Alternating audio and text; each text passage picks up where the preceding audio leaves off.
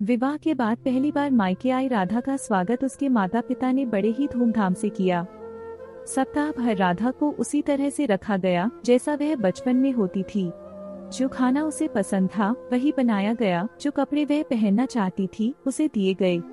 सभी उसकी देखभाल में लगे रहे। वापसी का समय आया तो राधा के पिता सुरेश बाबू उसे छोड़ने स्टेशन तक आए। जाते वक्त उन्होंने बेटी को एक छोटा सा पुड़िया दिया जिसमें कुछ सुगंधित अगरबत्तियां थीं। उन्होंने कहा, बेटी जब ससुराल में पूजा करने बैठोगी तो यह अगरबत्ती जरूर जलाना।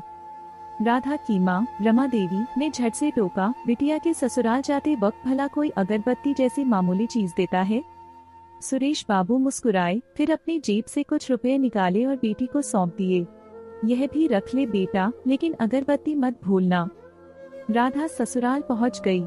सास कमला देवी ने सारा सामान देखा और पूछ बैठी, तुम्हारे मायके वालों ने क्या दिया? जब उन्होंने अगरबत्तियों का पुड़ा देखा तो कुछ अजीब सा मुंह बनाकर बोली, कल पूजा में इसे लगा लेना।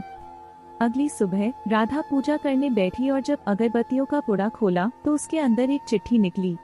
वह चिट्ठी पिता की लिखी हुई थी। उसमें लिखा था, बेटा यह अगरबत्ती अपने आप जलती है मगर उसका असर पूरे घर में फैलता है। वह सिर्फ अपनी लौ नहीं जलाती बल्कि आसपास के माहौल को भी महकाती है।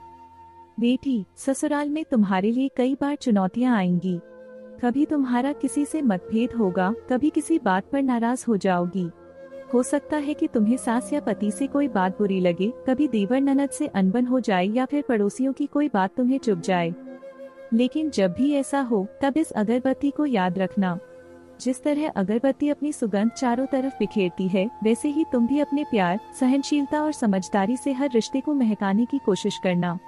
घर को ससुराल नहीं, अपना मायका समझकर अपनाना। तुम्हारी माँ ने भी ऐसा ही किया और अब तुम्हारी बारी है मेरी बेटी। दुनिया को अपने कर्मों से महकाना। प्यार और आशीर्वाद, तुम्हारा पिता सुरेश बाबू। चिट्ठी पढ़ते ही राधा की आंखों से आंसू बहने लगे। सास कमला देवी जो रसोई में थी उसे रोते देख तुरंत भागकर आई और बोली, अरे क्या हुआ? किसी बात से परेशान हो? पति शरद भी यह देखकर भागे आए। सब चिंतित थे।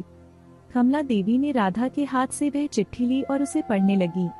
पढ़ते ही उनकी आंखों में आंसू आ गए। वे चुपचाप राधा के पास गईं और उसे गले से लगा लिया। फिर उन्होंने चिट्ठी अपने पति विश्वनाथ जी को दी। विश्वनाथ जी ने बेटे से कहा, शरद जरा इसे पढ़ो। शरद ने चिट्ठी पढ़ी और भावुक हो गया। पूरा घर एक अजीब सी शांति और आत्मीयता से भर गया। कमला देवी बोली, यह चिट्ठी हमारे घर के पूजा स्थान में रखी जानी चाहिए। यह सिर्फ शब्द नहीं बल्कि हमारी बहू के पिता की दी गई सबसे अनमोल सीख है। उस चिट्ठी ने पूरे परिवार का माहौल बदल दिया। अब वह सिर्फ एक अगरबत्ती की सुगंध नहीं बल्कि रिश्तों की महक थी जो राधा के घर में हमेशा के लिए बसी रही। यह कहानी हमें सिखाती है कि रिश्तों में समझ, सहनशीलता और अपनापन होना कितना जरूरी है। बेटियां सिर्फ दो घरों को जोड़ने का माध्यम नहीं होती, वे अपने संस्कारों से उन घरों को महकाने का काम करती हैं। बेटियां सचमुच दो कुलों को महकाती हैं। आपको ये कहानी कैसी लगी हमें कमेंट करके जरूर बताएं और आपकी प्यारी चैनल पारिवारिक स्टोरी को सब्सक्राइब अवश्य कीजिए। धन्यवाद।